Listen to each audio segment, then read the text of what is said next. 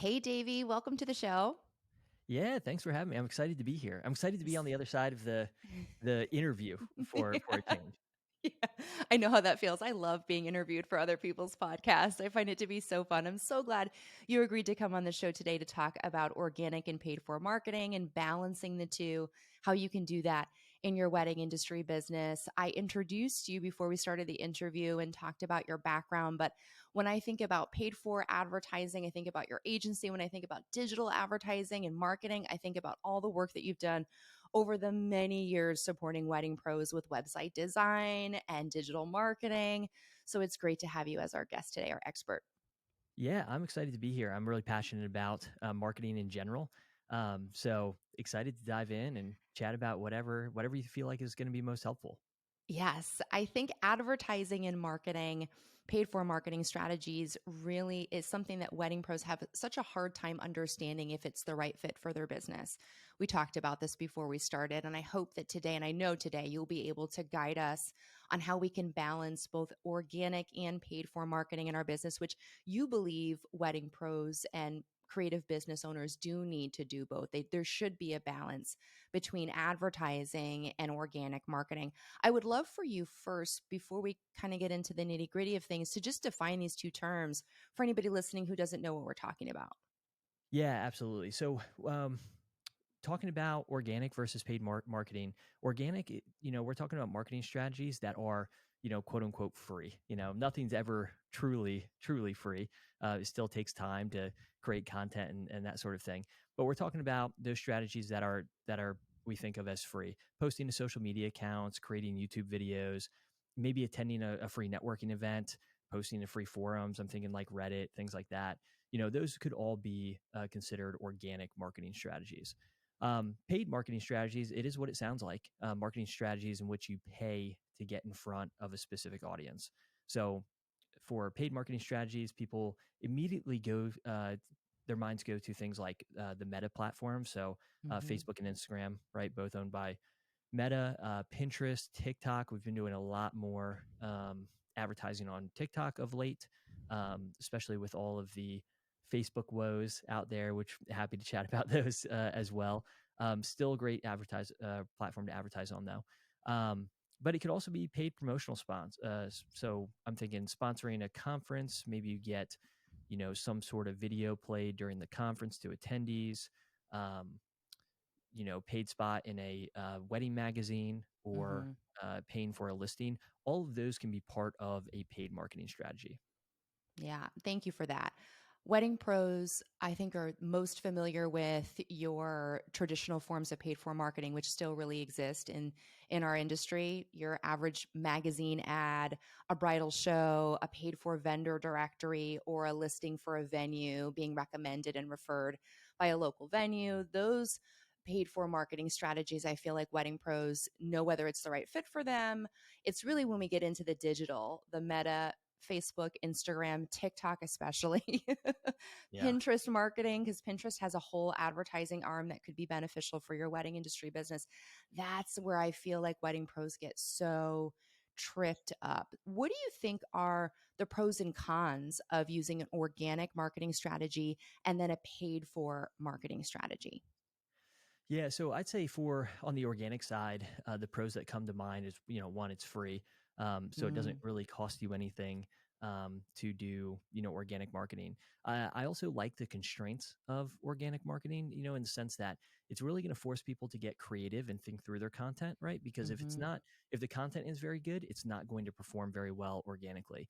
So it's mm-hmm, really important to think through like hooks, for your, for whatever you're posting, the creative, how is it that you're going to catch somebody's attention? And I think like, on the paid side of things, that's one of the cons. I think people think it's a silver bullet, right? Like, oh, yes, I'm gonna pay Facebook some money and then they're gonna show my stuff to everybody. People are gonna buy right away. And so it leads to maybe a sort of laziness, especially in mm-hmm, messaging and the kind of content that people are putting out there. So I do like the constraints to a certain extent. I think one of the frustrating things, one of the cons of, or just totally relying on organic marketing strategies is that there's limited visibility, um, mm-hmm, especially on certain platforms. With that said, I was just talking to somebody the other day. their organic reach on Facebook is incredible. I mean, it's like unheard of in 2022. So it's still Mhm. possible, but I would say like for the vast majority of people, like they probably experience the frustration of posting something to Instagram and seeing the like visibility at the bottom. It's like 18 people have seen this post. And you're like, I spent 18 hours creating this post, you know? It's true. So, I think that's one of the cons for sure. Um, it can be difficult to get started and it takes time to Mhm. build, credibility and gain momentum, I think on the organic side of things. And then on the paid side of things, the reverse is true. Y- You can see immediate results. Um, and I don't mean to suggest that you'll always see immediate good results, but you'll see, Right. you'll understand results pretty immediately.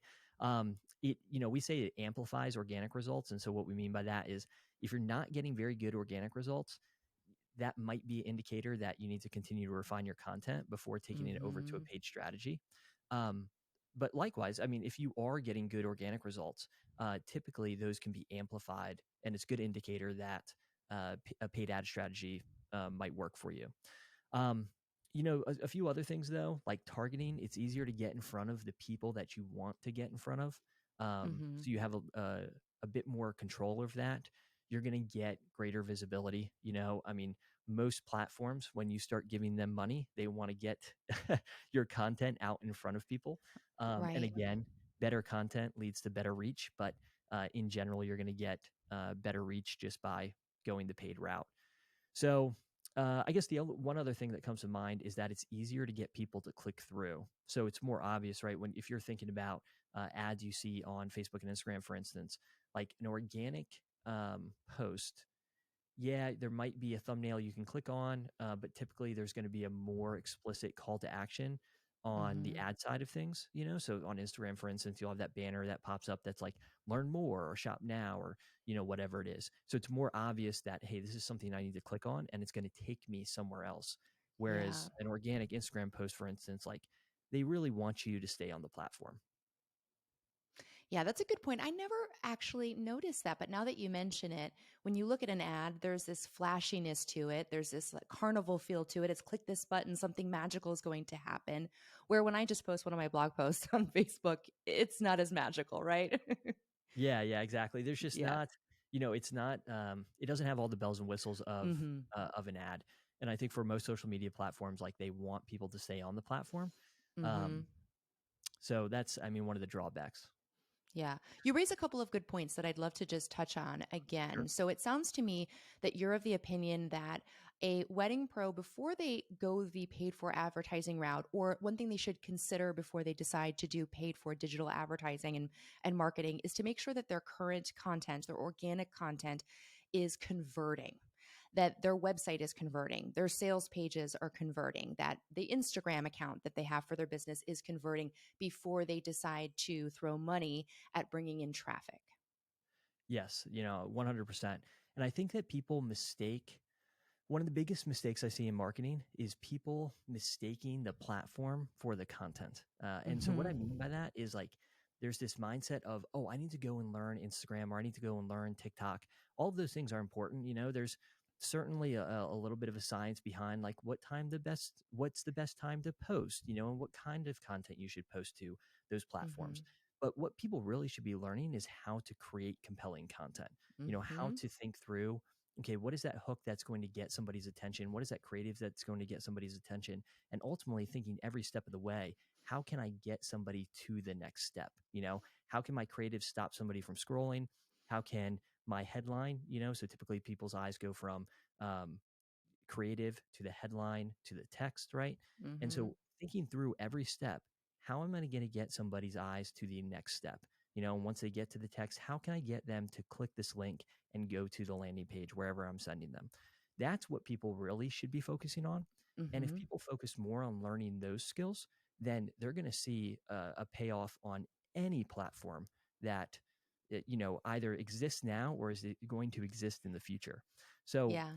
really, I think that's what people should be focused on. To your point about organic results, there's definitely some cases where, somebody's not getting great organic results and they start with paid ads and then all of a sudden they're getting better results. And that could Hmm. be because there's, better targeting. Um, for the on the paid side of things. I'd say in most cases though, if it's crickets when it comes to engagement on the organic side, that doesn't. Um, I would try to fix that organically before I try to go to a platform where I can scale that. And that's going to look different on the organic side. That doesn't mean you have to like, oh, I have to write a viral post first before I Right. ever tried paid ads. But it really does mean that like you should be getting some engagement on the Mm-hmm. organic side of things. People should be clicking through your organic posts. People should be, commenting, sending you DMs, whatever, Mm-hmm. before you decide, okay, hey, this is working, and I think I'm going to apply this strategy to paid ads. Such a good point. People ask me, Candice, how can I get more engagement on my Instagram? How can I get people to open up my emails? And I tell them, well, just write emails that people want to read and they'll open them. Yeah. Sounds easy, doesn't it? But it's true. If you write emails that people want to read, they'll open them. I read Davey's emails every single week. They come to my inbox. I always open them. I always read them. He writes emails that people want to read. And so part of this equation, it sounds like, is to get really good at understanding who your ideal client is and create a marketing content strategy that engages them organically and naturally. 100%. And I can't emphasize enough how important it is to really understand your ideal client. I think like Mm-hmm. people kind of roll their eyes at the client avatar, customer avatar activity. But it's such an important one to go through because oftentimes, and I do this as well. I mean, for after Mm-hmm. years and years and years of being in marketing, if I'm not careful, I fall back into talking to everybody, my message becoming a little bit more generic. And I have to really reorient myself by going back to my client avatar and saying, okay, I am writing to this person specifically and Right. carry that over into the content that I'm creating.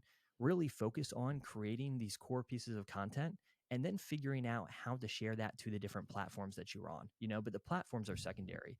And again, one thing that really helps me is breaking it down step by step. I think one of the most important lessons in marketing is to focus on getting people to the next step. You don't Mm-hmm. have to sell your entire product or service in an ad. You don't have to sell your Mm. entire product or service in email. When I'm sending an email, I'm thinking, okay, people are going to see the subject line and they're going to see the preview text. All right. So, how can I use the subject line and preview text to get somebody to open the email? Once they've opened the email, how can I write content in that email that keeps their attention and ultimately gets them to the call to action, which gets them to wherever it is that I'm trying to send them? Mm. And so, I think by breaking it down into steps like that, it becomes a lot more manageable for people to really understand how content can work for them.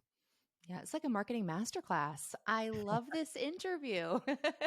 Good, good. Yeah, this is very good. What kinds of businesses in the wedding industry do you think could benefit from a paid for strategy? We know that every business needs to have a organic marketing strategy, and you've broken down some great things that our listeners can go and do to beef up that strategy, make it a better strategy to tee up perhaps a paid for strategy. But what businesses can benefit from paid for advertising and marketing in the digital space? Yeah, that's a great question. I think one thing I should say at the outset is like maybe a paid strategy isn't for everyone.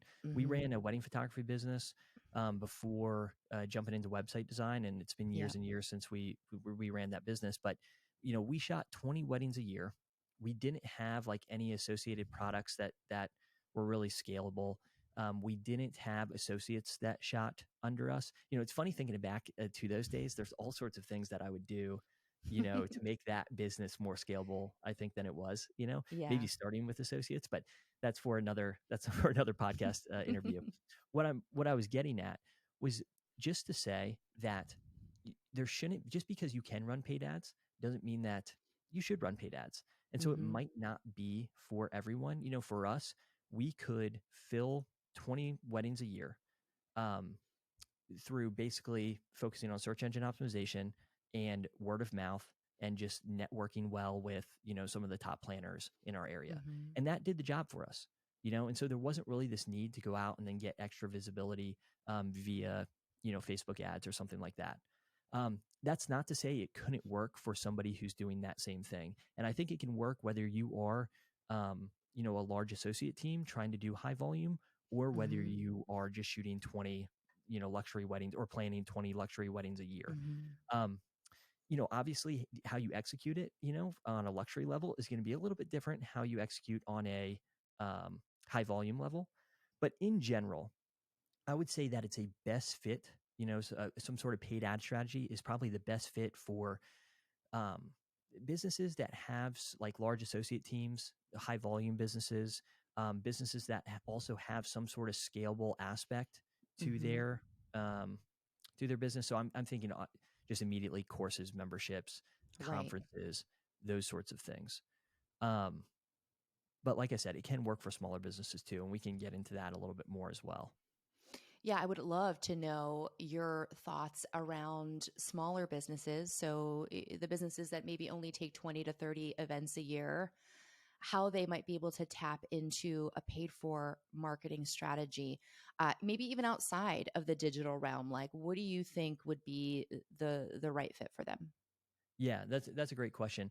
And I should also preface what I mean by smaller businesses. So I'm not Mm, suggesting to you that I mean smaller in the sense that maybe they're low volume, but right. not necessarily that they're like, you know, Low not killing quality. it, right? Yeah. Yeah. No, I Yeah. mean, I think when we finished shooting, like our average wedding was somewhere in the $10,000 range. So Yeah. just want to preface by saying that. But for so basically, if you're approaching like just an ad strategy, and Hmm. talking maybe some of the differences between somebody who's doing high volume and just needs to get people in the door and generate leads versus somebody that's more on the luxury level side. On the high volume side, you're probably going to have some sort of lead gen going where basically you're giving something away for free. Maybe it's like free Hmm. consultations for planning, that sort of thing, just because you're trying to get as many meetings as possible because you're going to close a percentage of those meetings, right? In general, that's going to attract a certain crowd, right? Whereas Right. on the luxury level side, um, those clients probably aren't looking for that kind of thing. They've probably followed a planner for years. Hmm. There's just sort of a different mentality, right? So on the luxury side of things, you could still use it for some sort of brand awareness. You could still use it to show off maybe some of the um, best weddings that have been planned in the past year, Hmm. that sort of thing. But I think that at least in our experience, our money had been better spent on things like gifts for Hmm. and I'm talking about as a wedding photographer here, but I bet Right. the reverse is true. Gifts for wedding planners in the area and really building Hmm. our relationships that way. Maybe paying to go to networking events where I know some of the better planners are going to be there. Um, and you teach about the wedding planning thing all the time. So Hmm. Yeah. I don't know if this is true. Maybe you can speak to this. I know when we were photographers, a lot of couples would either reach out to a venue, a photographer, Hmm. or a planner first. And Yes. so as a photographer, we were constantly sending recommendations to planners. So my guess Hmm. is that if you're a planner getting started, you want to break into a luxury level market, it's probably beneficial to start building relationships with um, the luxury level photographers in the area. Is that right? Yes. Yeah. Photographers and venues is what I teach people to really focus their attention on when they're just getting started or when they're looking to level up to the next level of client. So they're looking to get a higher end client or sort of shift their niche to focus on the people who are already in front of that customer. Yeah, awesome. And so, so I would say, paying for gifts, that's where my Hmm. paid marketing strategy would come in. And that's something that we really focused on back when we were running a wedding photography business and using that as a way to sort of start the conversation with different venues or different planners in the area and start building a relationship with them. Um, another thing is we used to pay for, I forget, I think it was called like the Little Black Book in Style Me Pretty, Hmm. Hmm. right? And Yep. you'll have to you'll have to fill your audience in on whether that Yeah. kind of thing still works or not. Back Yeah. in the day, it felt like it was worth it, you know? It did. Um, It worked back in the day. Not so much these days. I feel like your link gets lost and they also do no follow links to your website. So you're not even getting that domain authority boost or that backlink boost anymore that you used to get. And just like Facebook and Instagram wants to keep you on its website, sites like Style Me Pretty, they want their users to stay there and to click on mhm. ads and to buy products and use affiliate links. And they don't want them to necessarily go to your website unless Yeah. they're making money off of it, a lot of money off of every click. So yeah, it's changed quite a bit in that arena.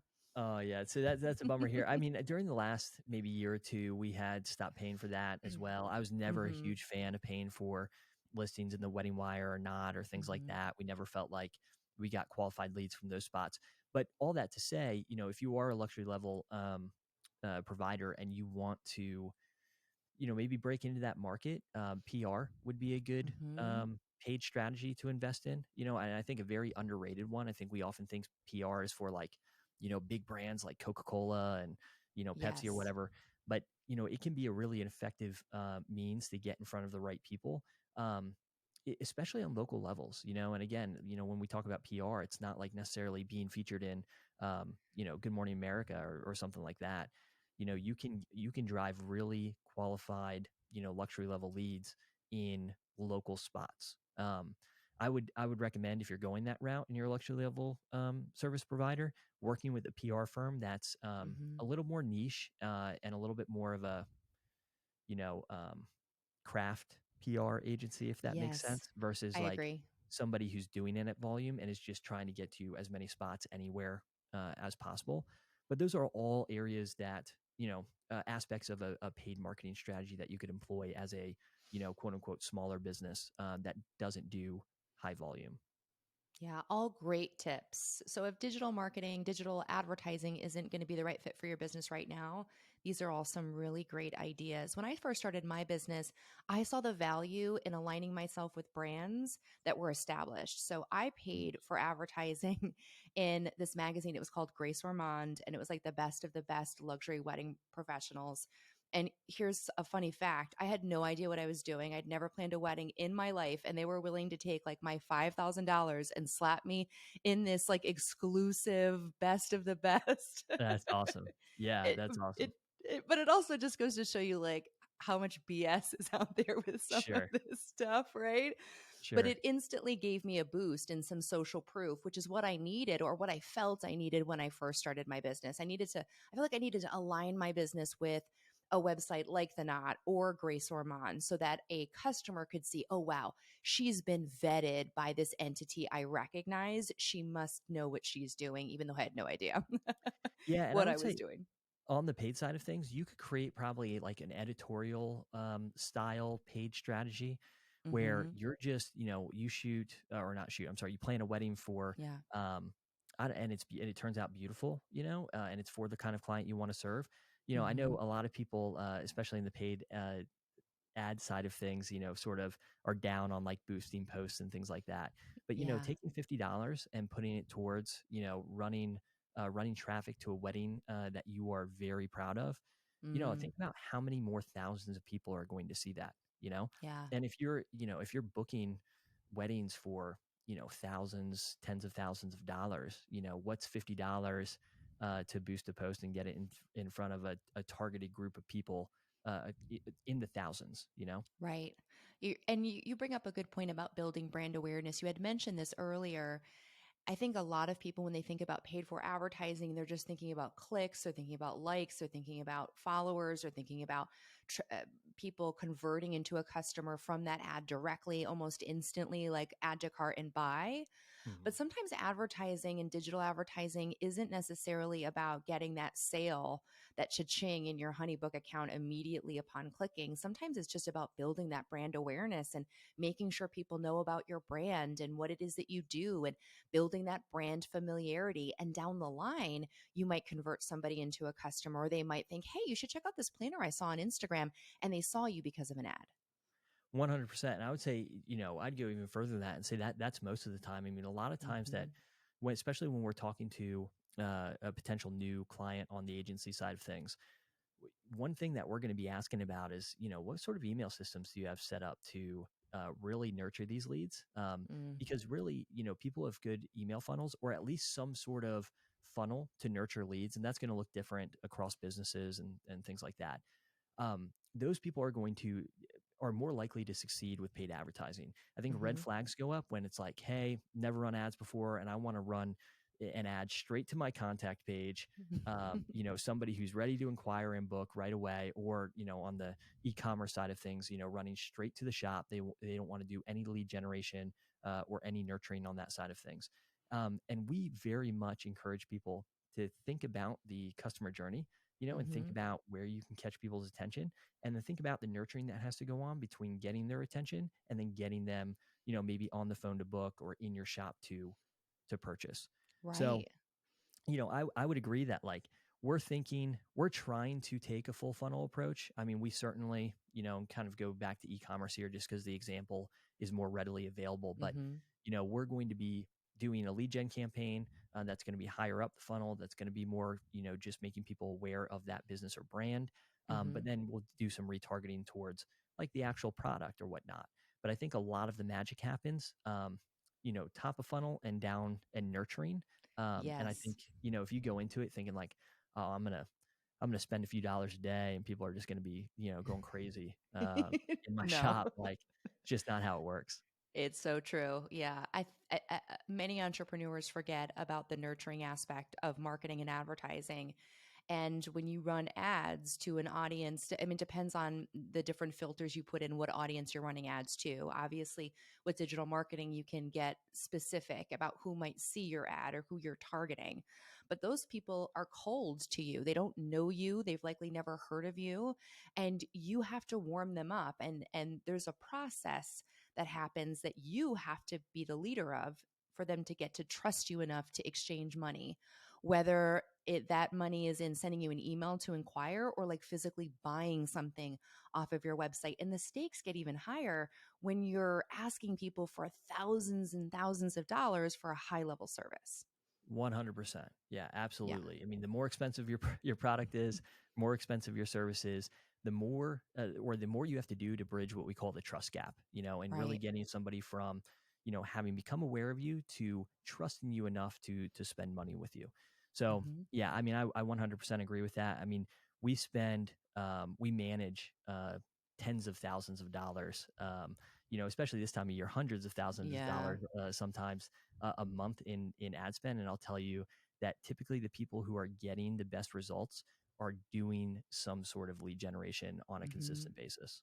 Yeah, they understand their ideal client. They have a system in place to nurture those customers and bring them through a sales funnel that nurtures them. And they maintain some consistent contact in that lead generation. I love that. When we look at paid for advertising for wedding pros and we look at the digital space, traditionally we're looking at Facebook, Instagram, Google, YouTube, Pinterest. What do you think right now, at least at the time of this recording, which is moments from Black Friday? So we're at the end of 2022. What do you think is working well for wedding industry pros right now? If they were to put put money into paid for advertising, which platform do you think would probably generate a good result? Yeah, it often depends on the type of business for sure. Again, Mm, we're gonna approach high volume businesses maybe with multiple locations, different hmm. than we would, the luxury level service provider who's only going to take on a handful of events a year. Right. For the luxury level provider, I probably thinking Google, Facebook, Hmm. Instagram. I think is still a good place, but Google certainly comes to mind just because again you can kind of capture that search intent. There's Yes. still a lot of great targeting options on Google. Um, on the other side of things, like the wedding industry professionals or businesses out there who have multiple locations across, Hmm. different cities and states, and you kind of book through this company to get someone anywhere. Hmm. Of course, we're going to think like Facebook, Instagram, and go that route. TikTok, Pinterest, some of these other platforms, they're all good platforms. If you have money to test, they're good platforms to test on. I would say they're just not quite as advanced as what you're going to find with Mm, Meta's platforms and with Google's platforms. So, we're always spending a little bit of money on Pinterest. Pinterest has just been a great source of organic traffic for us. yeah. Um, Granted, we are also selling products as well. But I got to imagine still in the wedding industry, Pinterest is a great driver of traffic. Oh, So yeah. worth spending some time there if you have some extra budget. Um, I don't I don't see a situation where any like I'm saying, oh, if you're not on Pinterest, if you're not advertising on Pinterest, you need to be advertising on Pinterest right now. Hmm. You know, so I don't know if that answers your question, if that helps. It does. I have a little follow up question. Sure. If you are not organic, if you don't have an organic, consistent strategy on a platform, does that mean that you should reconsider advertising on it? So I'm thinking about something like TikTok, where Mhm. a wedding pro right now listening is probably might be scared of TikTok. They haven't really gone over there yet and started to organically market their business. Would that affect if they should advertise over on TikTok? Yeah, so I think it comes down a little bit to budget. I would Mm, say it, it's not a hard and fast rule like, oh, if you've never had a organic presence or you don't have a great organic strategy or you're not seeing mhm, results on the organic side of things, you should never advertise. One of the great things about paid advertising is that it's going to give you results a little bit more quickly, right? So like, mhm, you share something in Facebook, it's going to typically, your reach is not going to be great. And so, as far as a test goes, it's really hard to see is kind of what's working, what's not, maybe about that piece of content you're sharing, mhm, right? Whereas on the paid side of things, like let's say I was creating a course, and again, I don't know how applicable this is going to be to a mhm, lot of your audience, but I could write if I'm thinking about like what angle my course should take, right, or what mhm, form it should take, I could write a blog post based on my different ideas, um, and then I could basically test titles across the Facebook ads, right? And so I could mm, see like, oh, when I test these against each other, more people are interested in kind of this angle and this topic. And so maybe that's what I then go and create my course out of. Even though I don't have a course to sell yet, ads right. were helpful there. Same thing with like maybe sharing galleries. Um, Mm, you're trying to decide what galleries you want to feature on your I'm sorry, on your website.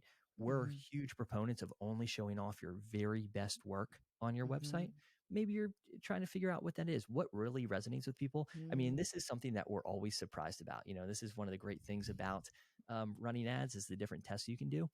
So mhm, you probably have an idea of what people are attracted to, but you could run ads to a number of different galleries, try to keep the hooks similar, like try to keep mhm, everything else similar, just changing maybe like the gallery itself, and see what people click on, and then maybe the things that people are clicking on more, those are the galleries you highlight.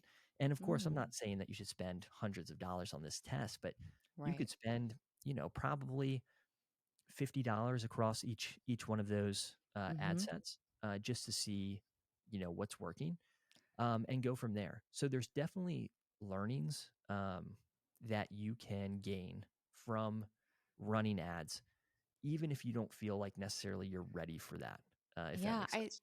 I love the data mining here with running ads because it can be really hard to get people to fill out your survey or your feedback form or get people to vote in your poll. It can be really challenging to get people to do that. So just to your point, running ads that help you to understand what converts, what the eye is buying, what people are gravitating toward can help you to figure out some things with your organic marketing on your website. I think that's brilliant idea. Yeah, and it's one of those things where you kind of have to have a stomach for testing. And Yeah. I'll say right off at the outset, like we've worked with clients who are like, we want to test everything, but really at the end of the day, they don't really want to test everything. Yeah. It can be hard to run ads to something as a Mhm. test, knowing that it might not work and then it doesn't work and then shutting down the Mhm. test too quickly. Yeah. So all of those things I think are, um, just things that you have to keep in mind. Like you have to keep in mind the long game, and really understand the purpose behind why you're running these ads. I think in order to be successful, and that's true, of course, of pretty much anything. Agreed. Let's talk about budget. I feel like running ads can sort of be like putting money in a slot machine. I feel like this is just like, where does it go? Nobody knows. And so, for the person listening who is interested in testing and trying ads to see how they can help their organic marketing and help generate leads, what do you think is a respectable starting budget for a small business in the wedding industry? Yeah. So this is going. It depends on your space, of course. I mean, there's always so Hmm. many variables. So I Of try to course. try to get Yeah. to a benchmark. One of the great things about like a platform like Meta, for instance, or Facebook and Instagram, is that you can spend just a few dollars a day. So if that's Hmm. your budget, just go on and spend. Set your budget to whatever you're comfortable with, and see how it works. Right. Typically on the agency side of things, what we're telling people is Hmm. that like we're not going to work with people if they're not willing to spend at least $50 a day, Hmm. on a given campaign, in part because you have to think about how long it's going to take to figure out whether that test is working. Again, if you're trying to book, if you're selling a collection for $5,000 and Hmm. you're spending $5 a day on, ads, and you're willing to spend I don't know, up to $500 to acquire a client. That's kind of what you've set aside for marketing in order to acquire a single client. Think about how many days it's going to take for you to figure Yeah. out whether that $5 a day test is working, right? Right. And so those are the things that you have to balance. So it's not wrong to spend that little. It's just you have to Mm-hmm. understand that you're not going to get the data in as short of amount of time if you're spending a little bit more. When you're spending more money, um, you're going to have to make changes more quickly, right? Because you might start at $50 a day and things aren't working within the first week. And you're like, well, I can't just keep on going and spending that money, right? Mm-hmm. Um, but you at least have that data a little bit more quickly. Yeah. So, I know that's kind of a non-answer to a certain extent, but I would encourage people like, you know, no one wakes up having just learned Facebook ads or Oh TikTok God, ads or there's whatever. it is excruciatingly hard to understand Facebook Ad Manager, and I feel like I used to write code, and I feel like that is a lot easier than trying to figure out Ads Manager. Well, it doesn't help that Ads Manager changes so frequently. They're It apparently does. testing, one of my business partners at Till told me that they're testing something like 30 different versions of Ads Manager at a time. So even if like I was the screen share, if my Ads Manager might Mm-hmm. not look like yours. Um, so it definitely can be a little overwhelming. But if you spent a little bit of time in there each week, like you're going to learn it, you're going to pick it up. There's, Facebook, for instance, has like a Facebook Blueprint course that you can go through. Mm-hmm. And it just like anything else takes a little bit of time to learn. But I would encourage people if they're interested in this, just go and Mm-hmm. learn. Make sure you set your budget maybe lower than you want to Mm-hmm. start, just so you don't make any expensive mistakes. Yeah. But go in there, don't be scared to make some mistakes, and I think after a while sticking to it, you'll figure it out. Yeah, it's a good point. I think just getting your feet wet, trying it out, seeing how it works. You won't know until you try. Setting a respectable budget per day, getting in Ads Manager and trying to figure out how it works will teach you a lot about digital advertising and how you can leverage it for your business based on the various goals that you shared with us today, like brand awareness or bringing in, leads, whatever your goals might be. Davey, how does this is my final question for today? Sure. Does somebody listening know if they're ready to hire an ads manager, like a team, an agency, like the agency you run, the Till agency? Yeah, that's a great question. I would say that one, you want to have a clear goal in mind. Mm-hmm. I would say that typically we're working most of like the wedding pros that we work with, we're Mm-hmm. working with on something like search engine optimization, in part because again, on a low volume scale, like if you were a low volume business, Right. and again, there's nothing wrong with that. Um, but if you're a low volume business, then an agency like ours probably doesn't make a ton of sense on the digital advertising side of things. Um, However, if you are doing high volume, then an agency might make sense. Um, Having an understanding of ads manager, um, like for instance, one of our recent clients, and I'd helped them sort of get some of the technical stuff set up for their first course launch. And I encourage them to try to run ads on their own for their first course launch. Yeah. They got in there, they had a pretty good launch. I think it exceeded expectations, if I remember correctly. This is a few years ago now. Um, and they kind of understood then what went into one, launching, and two, just like managing ads, right? And so Mm-hmm. when they came over to the agency, we're able to speak to them in a way that makes sense, right? Like they're familiar with kind of the different pieces. I think like that kind of thing is best case scenario. With that said, it doesn't mean that you have to try it on your own Mm-hmm. first. Um, but having a clear goal in mind for sure. And then it's just a matter of making the numbers make sense. Yeah. Does your agency take a look at somebody's business as a whole, their organic marketing, to sort of see how that would play into the paid for strategy? 100%, especially if there hasn't been like sort of a launch around that has utilized a paid advertising strategy Right. in the past. We're going to be very curious about what the organic results look like, what the organic strategy looks like, because again, if especially if new business comes to us and they haven't seen really any organic movement, we're going to be pretty hesitant to bring them on Yeah. and run ads for them. So With that said, when clients do come on, we do take a very holistic approach to paid advertising. We really want to be partners with the businesses that we work with. We're really Hmm. trying to take a look at the funnel from top to bottom and see the ways in which paid advertising can support the funnel. Yeah. Oh, I love that. I feel like I need a brochure of your services for myself. Yeah, we'd be happy to send one over. We're making deals here on this podcast. Davey, thank you so much for joining us today. I seriously feel like this was a masterclass in all things marketing, and you and I could probably talk about so many other topics around marketing. Maybe we'll have you back on the podcast. Tell our listeners where they can, if they don't know where to connect with you, how they can connect with you outside of our show. Yeah, I mean, thank you so much for having me on the podcast. Hopefully, we'll be able to continue the conversation over on my podcast and in the next month or so. That'd be a lot of fun, and then I could be asking you the questions. So, if people want to follow along, they can follow along over at Till Agency, which is till.agency. That's the website, and then it's actually also the Instagram handle as well, till.agency. We do, at least right now. I'm not sure how much longer this is going to last, honestly, because we've this is our busy season. Like Black Friday Mhm. is like, I'm you know, surprised you're here, to be honest. I'm very impressed. thanks. We have a great team. Yeah. So, but we do free audits. So if somebody's interested in, like, if they have a paid strategy going, and we'll jump into Ads Manager for you and just give you free feedback on what we're That's seeing, great. what we would do differently, what we'd recommend you doing. So and that's regardless of whether somebody moves forward with us or not. So you can check that out over at till.agency. On the brand and website design side of Mhm. things, you can find me over at daveyandkrista.com, and same thing on Instagram as well, at Davey and Krista. Awesome. Well, hopefully we'll see you again here on the show. Thanks so much for joining us. Yeah, thank you.